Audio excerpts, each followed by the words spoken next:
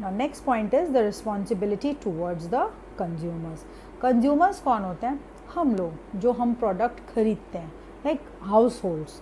तो इनके लिए बिजनेसमैन की क्या रिस्पॉन्सिबिलिटी होती है? सबसे पहले है to supply right quality and quantity of goods and services at reasonable prices. Very important, किसी भी बिजनेसमैन का सबसे पहला ऑब्जेक्टिव यही होना चाहिए कि वो राइट क्वालिटी, अच्छी क्वालिटी के goods and services at reasonable prices. आप अननेसेसरी प्राइसेस नहीं चार्ज करोगे, ठीक है? तो अच्छी क्वालिटी के गुड्स, घटिया, डूबियस, इमिटेटेड गुड्स नहीं बनाओ, और जो भी गुड्स आप बना रहे हो उसकी रीजनेबल प्राइसेस लोगों से चार्ज करनी चाहिए। To ensure regular and adequate supply of products, ठीक है? Supply of product should be regular, मतलब जब भी लोगों को कोई चीज़ चाहिए तो सप्लाई होनी चाहिए। ये नहीं है आप स्कैर्सिटी क्रिएट कर रहे हो, जब स्कैर्सिटी होती है किसी चीज़ की तो प्राइसेस बढ़ने लग जाती हैं। आपने देखा होगा जब हमारे ये कोविड-19 फैला था स्टार्टिंग में, सैनिटाइजर्स के लिए कितनी महंगी हो गई थी बॉटल्स। तो दिस इज़ द रीज़न कि डिमांड बढ़ी तो उन्होंने सप्लाई लिमिट कर दी। जब सप्लाई लिमिट हो गई, डिमांड बढ़ गई, तो प्राइसेस इंक्रीज़ करने लगी। तो द गवर्नमेंट इट इंटरवीन्ड। आपने देखा कि गवर्नमेंट ने फिक्स कर दिया कि सैनिटाइज़र की बॉटल्स इतने ही इसकी प्राइस होगी। तो यही देखना चाहिए कि supply of goods should be constant, adequate. To avoid unfair trade practices like adulteration. जो बिजनेसमैन है उनको अनफेयर ट्रेड प्रैक्टिसेस, गलत जो प्रैक्टिसेस हैं, लाइक एडल्टरेशन। एडल्टरेशन का मतलब होता है मिलावट करना। आपने सुना होगा कि कई लोग मिलावट करते हैं अपने सामान में। होर्डिंग, होर्डिंग मतलब ब्लॉक करके रखना सामान। ब्लैक मार्केटिंग मतलब हायर प्राइसेस पे बेचना।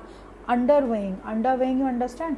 जैसे आप मान लीजिए 1 kg कोई प्रोडक्ट खरीदने जा रहे हो, तो वो आपको तो लगेगा आपने 1 kg के पैसे दिए हैं, लेकिन वो आपको 900 ग्राम्स, आपको बुद्धू बना के आपको 900 ग्राम्स सामान दे रहा है और पैसे 1 kg के ले रहा है। तो ये सारी जो अनफेयर ट्रेड प्रैक्टिसेस हैं इनको अवॉइड करना चाहिए।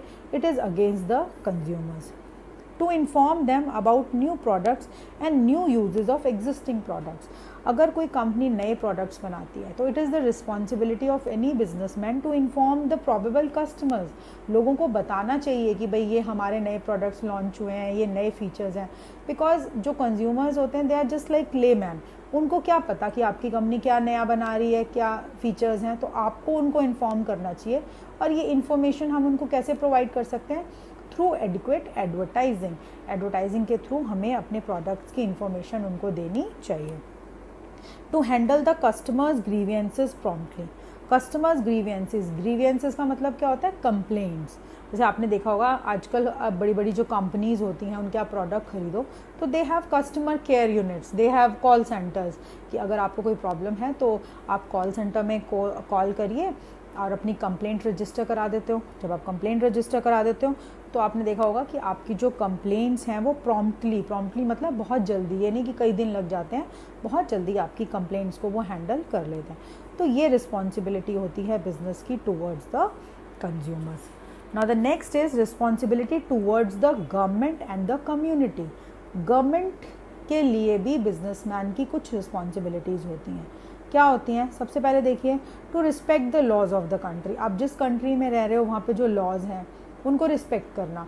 आप हमेशा ये नहीं बोलेंगे कि इंडिया में रहते हो ये तो बेकार लॉ बना हुआ है, यहाँ की गवर्नमेंट ऐसी। You should not curse the laws and the government of the country in which you are doing your business. To pay taxes regularly और ऑनेस्टली। टैक्सेस रेगुलरली पे करने चाहिए और ऑनेस्टली, इवेड नहीं करने चाहिए taxes. To behave as a good citizen and act according to well accepted values of society. जो हमारी कुछ सोसाइटी की कुछ वैल्यूज़ होती हैं कि हमें ये करना चाहिए, ये नहीं करना चाहिए, तो आपको मतलब बिजनेसमैन को ऐसे ही बिहेव करना चाहिए। ऐसा नहीं है कि वो अपने प्रोडक्ट की सेल बढ़ाने के लिए कोई ऐसी एडवर्टीज़मेंट ले आता है जिसमें जो लोगों को बिल्कुल पसंद नहीं आती हैं और मॉरल वैल्यूज़ के अगेंस्ट है। तो ऐसा कुछ नहीं करना चाहिए। To protect the natural environment and avoid bad effluent smoky chimneys etcetera. मतलब नेचुरल एनवायरनमेंट जो है उसको प्रोटेक्ट करना चाहिए। आजकल तो बहुत ज़्यादा स्ट्रिक्ट लॉज हैं कि कोई भी बिजनेसमैन जो नेचुरल एनवायरनमेंट है उसको पोल्यूट नहीं करेगा। अगर वो करता है तो दे आर स्ट्रिक्ट लॉज, उस पर फाइन्स हैं, पेनल्टीज़ हैं, वो आपको मना कर सकते हैं कि आप यहाँ पे अपनी यूनिट नहीं लगाओगे, प्रोडक्शन बंद कर दीजिए। तो you have to be very very careful कि कुछ भी काम करने से पहले आपको ये सारी चीज़ें पढ़ लेनी चाहिए, समझ लेनी चाहिए कि इससे हमारी एनवायरनमेंट को नुकसान ना हो। To develop a proper image in the society through continuous interactions with various groups of people.